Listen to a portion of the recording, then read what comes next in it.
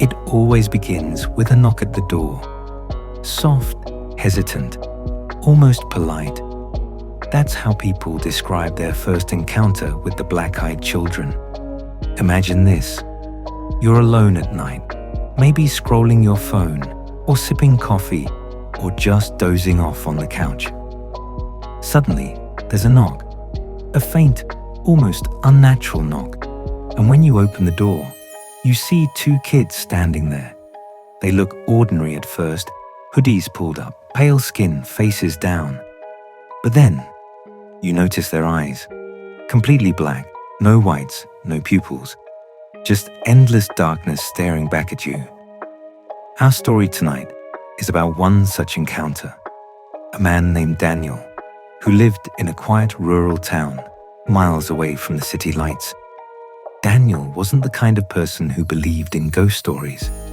He was practical, rational, and laughed at anything that smelled of superstition.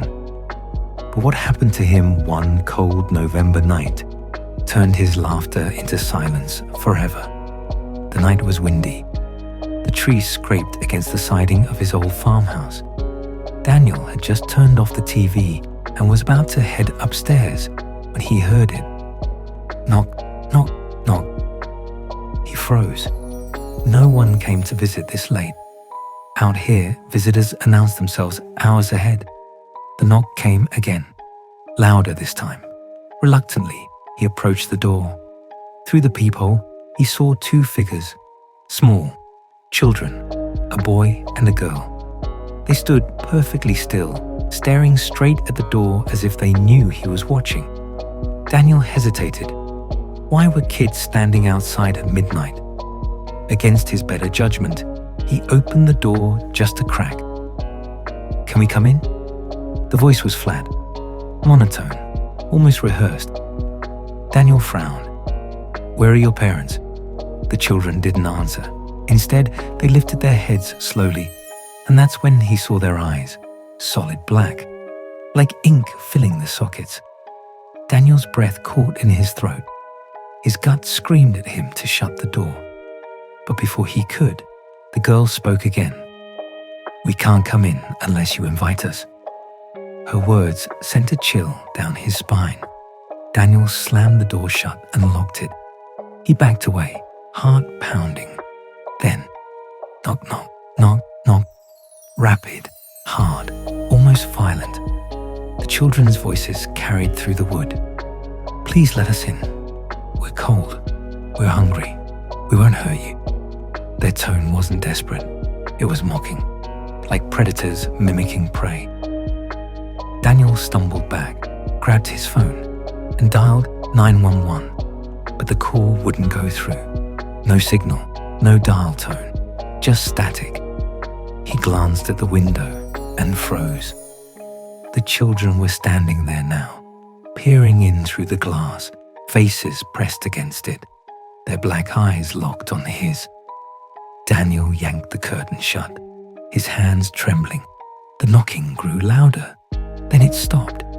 Silence. He waited. Minutes passed. The wind howled, but nothing else happened. Finally, he dared to peek outside. They were gone, or so he thought. The rest of the night passed in uneasy silence. Daniel didn't sleep. He sat in the corner of his living room, clutching a baseball bat, waiting for dawn. When morning came, the yard was empty, just fallen leaves and dew on the grass. Relieved, he convinced himself it was just a nightmare, maybe a trick of his tired mind. But then, he noticed something carved into the wood of his front door. 3 words, scratched deep as if by nails. "Let us in." Daniel tried to shake it off, but he couldn't. Every night after that, he felt watched. Shadows moved where they shouldn't. Static filled his phone. And always, that faint knock at odd hours. The black-eyed children don't just vanish after you refuse them. They wait, they linger, they follow. Some say once you've seen them, you're marked.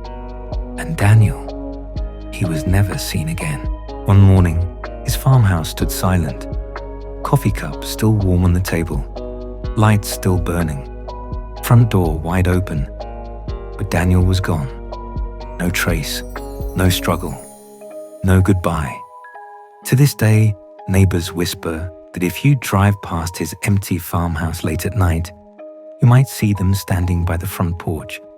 2 children, pale, motionless, staring, waiting for someone new to answer the knock. So if you ever hear it, soft, polite, in the middle of the night, think twice before you open your door, because once you look into their black, soulless eyes, there's no escape.